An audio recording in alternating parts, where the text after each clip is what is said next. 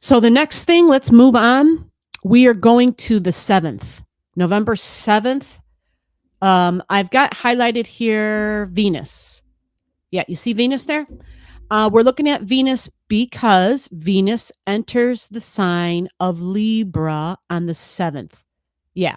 On this particular chart, she's already at 238 because this is the 10th. So we got Venus here at 238, but she goes to 0 degrees of Libra, harmony, my desires, love, money, right? The great diplomat when Venus is in Libra because Venus rules Libra. So Venus is very strong here, the great diplomat. So equality and fairness, trying to strike a balance, trying to bring two opposing sides together. Venus and Libra. Venus and Libra. Libra energy, lawyers, courtrooms, the justice system, it's fairness, it's relationships, it's marriage. Fourth, we had Saturn at, standing still and going direct. So restrictions don't feel as heavy, right? So for people who are in relationships, I know a lot of folks ended relationships. A lot of folks went through trying times, tests.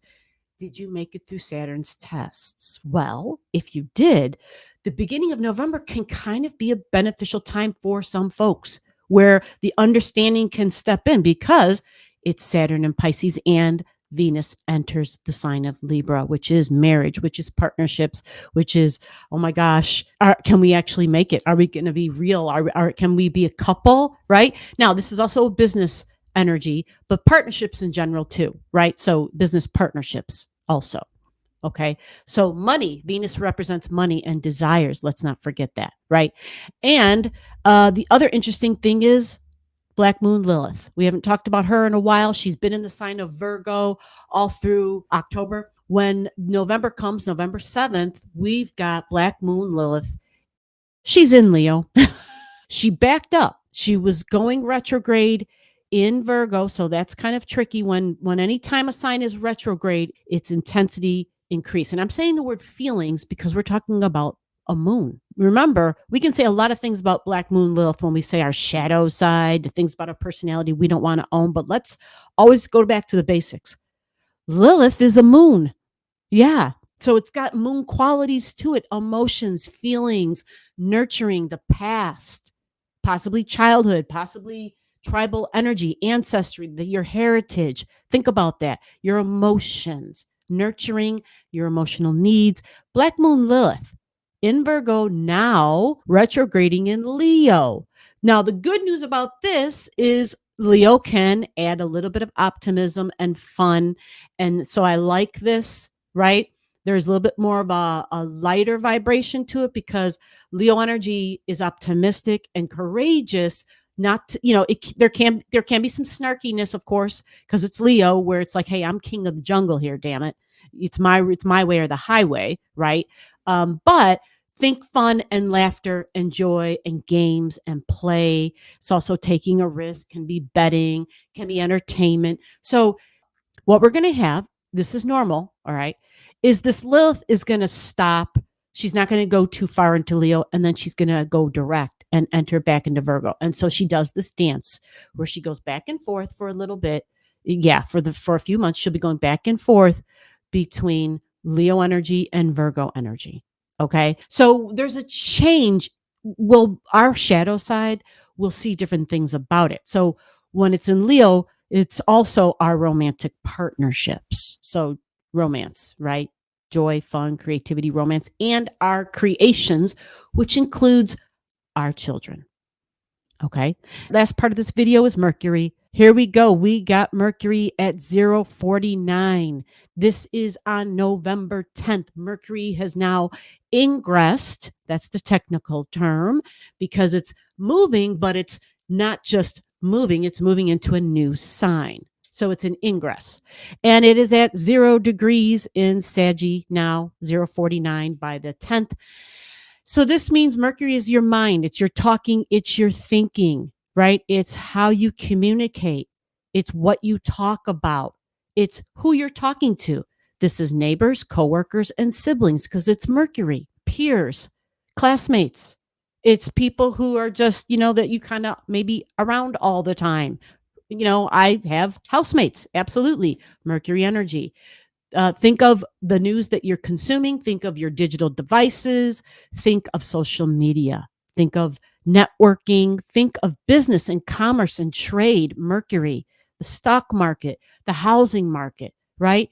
It's the ledger. It keeps track of all that stuff. You see the ticker tape going. That's Mercury stuff. Right? Now it changes. It was in Scorpio. This is good news. Not that Scorpio's bad, but Scorpio's intense, it's deep, and Scorpio does talk about fighting and war because it's willing to defend what it values. But now that Mercury is in Saggy, this can be wonderful. It can be wonderful. There's a lot of different ways this can go because Jupiter rules Saggy. So it can add to the communications, right? It's definitely a focus on overseas or across the water, right? It's foreigners, foreign lands, foreign languages, foreign countries. Saggy is also truth and freedom. It's higher learning, it's spirituality, it's can be prayer and kumbaya. It can be foreseeing the future, right? Like the mystical energy of somehow, being connected to God, Allah, Yahweh, whatever your creator is, whatever your divine source for you is, if you believe in that. And understanding, like possibly calming the mind, maybe even being able to do when you got Mercury, because Mercury is the traveler, but this would be like, traveling using my mind, Mercury and Sagittarius. So if I could get meditative for a minute, I can literally travel, right? And I could even fly over the ocean, right? I could be in the water if I wanted. I can go to other places and explore. This is definitely the seeker, seeking truth, seeking freedom, seeking justice. So this is judges. This is judges. United States, this is a big deal. Jupiter and Sagittarius.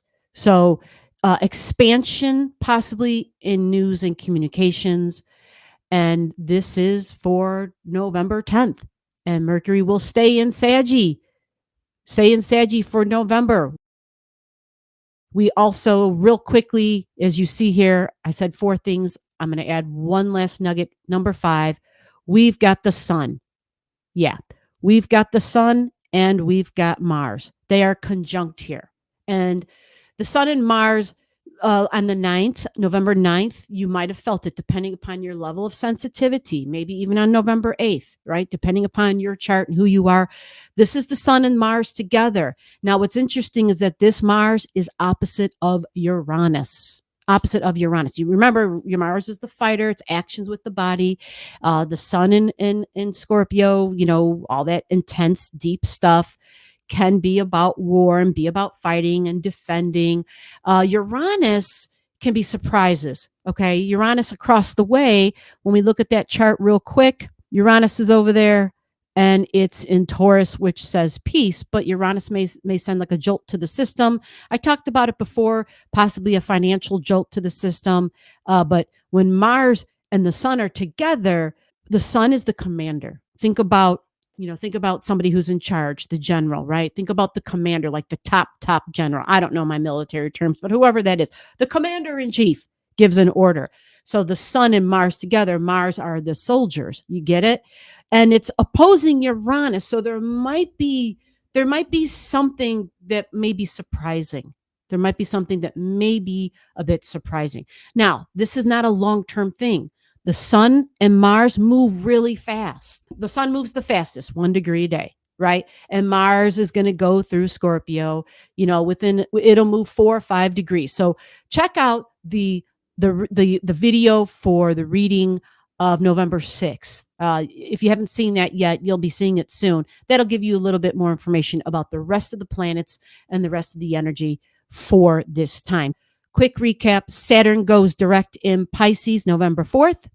Venus goes into Libra November 7th. Black Moon Lilith goes into Leo November 7th. And then we have Mercury November 10th in Sagittarius. Truth, freedom, justice. All right, guys, thank you very much. Thank you. See you in the next one. Bye-bye.